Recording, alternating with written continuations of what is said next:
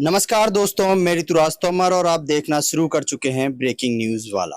आज हम बात करेंगे मध्य प्रदेश की सबसे चर्चित और हॉट सीट छिंदवाड़ा की, जहां एक तरफ भाजपा ने मध्य प्रदेश में 29 में से 29 सीटों पर अपने प्रत्याशी उतार दिए हैं, वहीं कांग्रेस ने भी अपनी दूसरी सूची में मध्य प्रदेश से 10 प्रत्याशियों के नामों की घोषणा की है। और इसके साथ ही आज सबसे ज्यादा चर्चा अगर किसी लोकसभा सीट की मध्य प्रदेश में हो रही है तो वो है छिंदवाड़ा लोकसभा, क्योंकि मध्य प्रदेश की 29 लोकसभा सीटों में से इकलौती यह वो सीट है जहां पिछले चुनाव में कांग्रेस ने जीत हासिल की थी। अब यहां के सांसद नकुलनाथ और उनकी पत्नी चुनाव के मैदान में उतर चुके हैं, क्योंकि जहां एक तरफ उनकी पत्नी खेतों में जाकर ना सिर्फ महिलाओं से संवाद कर रही हैं, बल्कि खुद हंसिया लेकर फसल काटती हुई भी दिखाई दे रही हैं, वहीं नकुलनाथ भी मंच से जनता को संबोधित करते हुए भाजपा को जमकर कोसते हुए सुनाई दे रहे हैं। आइए सुने छिंदवाड़ा लोकसभा के पांडुलना से सांसद नकुलनाथ को। बड़ी खुशी हुई आज आप सबके बीच में आकर।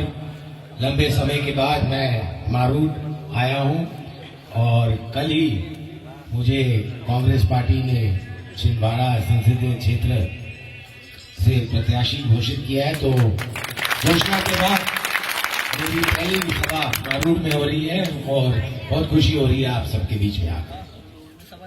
साथियों, सबसे पहले तो मैं आपको ये बताना चाहता हूं कि भारतीय जनता पार्टी ने पांडोरना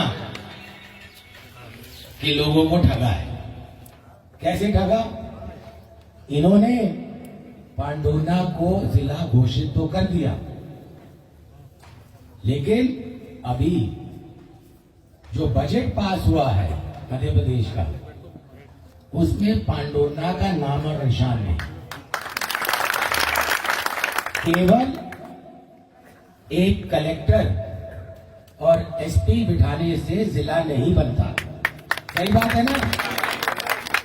वहीं दूसरी तरफ भाजपा भी इस बार मध्य प्रदेश में 29 में से 29 सीटें जीतने का दावा कर रही है, और इस कड़ी में भाजपा पिछले कुछ दिनों से लगातार छिंदवाड़ा में कमलनाथ के कुनबे से नेताओं और कार्यकर्ताओं को भाजपा में शामिल करने में लगी हुई है। वहीं इस बार पार्टी ने छिंदवाड़ा लोकसभा से बंटी साहू को मैदान में उतारा है। वर्तमान में बंटी साहू छिंदवाड़ा से भाजपा के जिलाध्यक्ष हैं और वो छिंदवाड़ा से लगातार 2 विधानसभा चुनाव लड़ चुके हैं।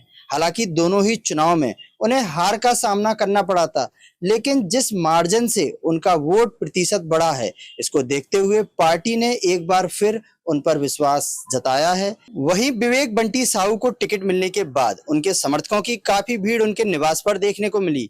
पार्टी ने 25 फरवरी को ही बंटी की टिकट फाइनल कर दी थी, लेकिन इसकी घोषणा बाद में की गई।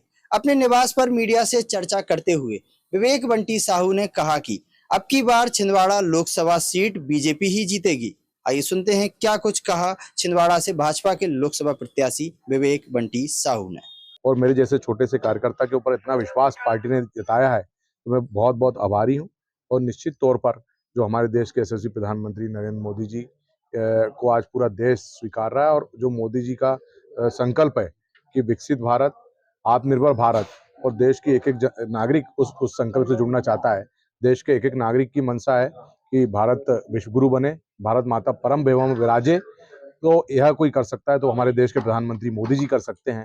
तो मुझे निश्चित तौर पर विश्वास है कि इस बार छिंदवाड़े से हम लोग विजयश्री हासिल करेंगे। आपने विधानसभा का चुनाव कमलनाथ जी के साथ लड़ा है, अब उनके बेटे के साथ मुकाबला होने वाला है, कितना रोचक रहेगा और क्या चुनौतियां आ रही? देखिए, ये चुनाव राष्ट्र का चुनाव है, ये चुनाव देश के मान सम्मान का चुनाव है, ये चुनाव देश को विश्वगुरु बनाने वाला चुनाव है। तो निश्चित तौर पर आज आप देख रहे हैं कि आज बड़ी संख्या में कांग्रेस के लोग भारतीय जनता पार्टी में जुड़ रहे हैं। आज ही हम लोग ने भोपाल में एक कांग्रेस के पूर्व विधायक को भारतीय जनता पार्टी की सदस्यता दिलवाए, जनपद अध्यक्ष कांग्रेस के भाजपा में शामिल हुए। इसके पहले भी पिछले कई दिनों से लगातार यह क्रम चल रहा है। तो ये दिखाता है कि इस बार छिंदवाड़े से मोदी जी को कमल फूल की माला देंगे। ये आश्वस्त है आप अपनी जीत में? 100%। क्या मुद्दे रहेंगे जो लेकर आप? मुद्दा राष्ट्र का विकास, मुद्दा छिंदवाड़े का विकास, मुद्दा छिंदवाड़े के युवाओं को रोजगार का, मुद्दा छिंदवाड़े की अस्मिता का, मुद्दा छिंदवाड़े के बेटे का। भैया कांग्रेस मुक्त भारत का सपना था, कांग्रेस युक्त भारत, कांग्रेस युक्त भाजपा हो रही है। देखिए, जो मैं कह रहा हूँ, मैंने इसके पहले भी कहा, अभी भी कह रहा हूँ कि मोदी जी के विकसित भारत, आत्मनिर्भर भारत में जो साथ देना चाहता है उन सबका स्वागत है। तो अब छिंदवाड़ा का चुनाव दिन प्रतिदिन एक रोचक मोड़ लेता दिखाई दे रहा है। अब यह देखना दिलचस्प होगा कि भाजपा कमलनाथ के गढ़ को कैसे भेद पाएगी, अपने 29 में से 29 लोकसभा सीटों को जीतने के सपने को कैसे पूरा कर पाएगी और कैसे नकुलनाथ खुद को बचा पाएंगे, क्योंकि विधानसभा चुनाव में सीटें भले ही पूरी कांग्रेस ने जीती हों, लेकिन वोट शेयर में इस बार एक बड़ा अंतर देखने को मिला था। इस खबर पर आप अपनी राय कमेंट जरूर करें। बने रहें हमारे साथ ब्रेकिंग न्यूज वाला। धन्यवाद।